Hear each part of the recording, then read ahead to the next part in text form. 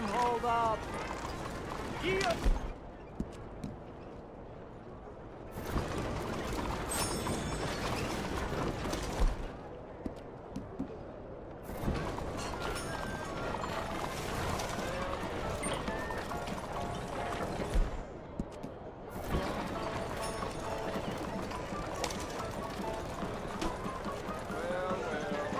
Well, hello.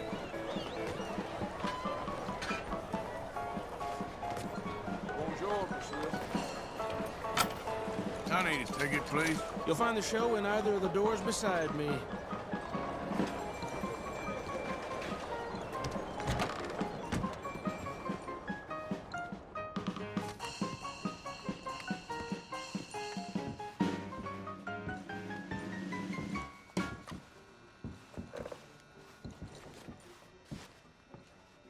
Welcome, one and all, to the remarkable example of modern entertainment at its finest.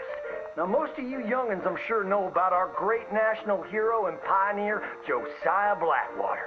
Him that gave the town of Blackwater its nomenclature. You see, only about 100 years ago, weren't nothing here but big old forest, ferocious beasts, surly savages, arid deserts, and unconquered mountains. The West, well, the whole West was untamed. Your mama probably told you bedtime stories about Josiah's many adventures, but I'm gonna tell you a story you ain't likely to have heard about his possum hat. Now, Josiah Blackwater was born in the year of our Lord 1782 in a log cabin just west of Ansburg. He was a special boy. His pa gave him his first rifle when he was 3 years old. Boy, he took to it right away. He exclaimed, "There's a whole mess of critters out there in the woods that aim to eat us, so I'm gonna consume them first." Yes, sir. He really took to killing all manner of things. He was such a keen shot. One morning, he was sorting up some winter turnips for the root cellar when a big old bear and her cubs came in the kitchen hunting for food. It had a mind to eat up all the jams and preserves. Josiah grabbed that bear and wrestled her to the ground and squeezed and squeezed and squeezed.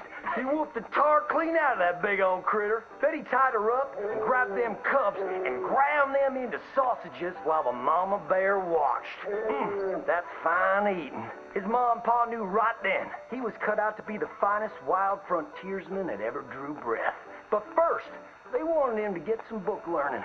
After only 3 days of attending school, Josiah beat the living daylights out of the class bully and announced to his daddy that he was tired of ciphering and mathematics on account it's only good for adding up the number of critters or Indians you can kill. So he ran away from home and headed west.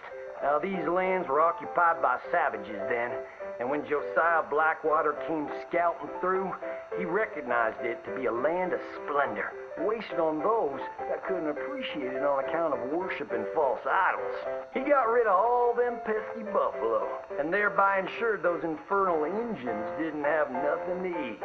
Of course, that got them mightily riled up, so he had to slaughter all of them too. Just like his daddy had once done to the Redcoats in 1775. Right about that time, he met an Indian girl he took pity on account of having annihilated her family. She was 12 years old, and so he took her as his wife. She gave him 2 sons before she died of typhus. Now, y'all know that Josiah Blackwater wore a possum for a hat. But most don't know how that came to be. Well, one day, old Josiah was riding a couple of alligators down the Lanahatchee River. Riding, standing up, and shooting eagles right out of the sky when he sees a big old mountain lion about to eat a possum. Josiah grabbed that mountain lion by the tail and wrestled it till it was plumb dead. Well, that possum really took to Josiah. Followed him around like a dog loyal to its master. Yes, they had a lot of adventures together. Now, Josiah never cried a day in his life, but he pert near dead on the day that possum passed.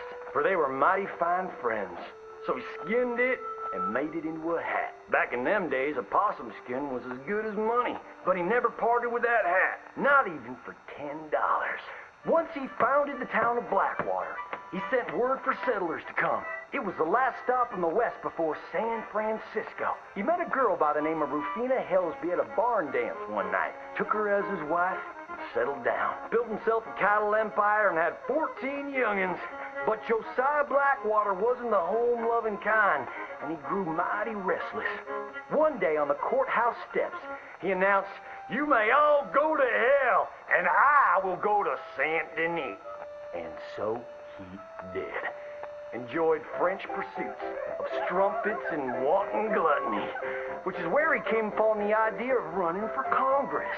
He wore that possum hat every day as a congressman, as a reminder of where he come from, saying, "I may live in barbaric splendor, but I always remember, keep your friends close and your gun closer, because you don't know when you might have to shoot them."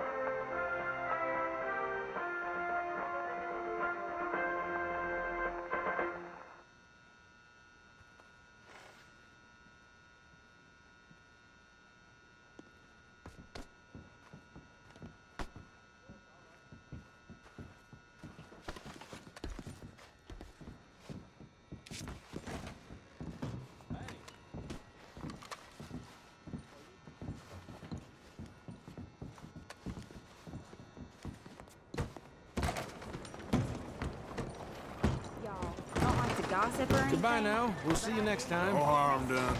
Watch out there! Hey there, mister.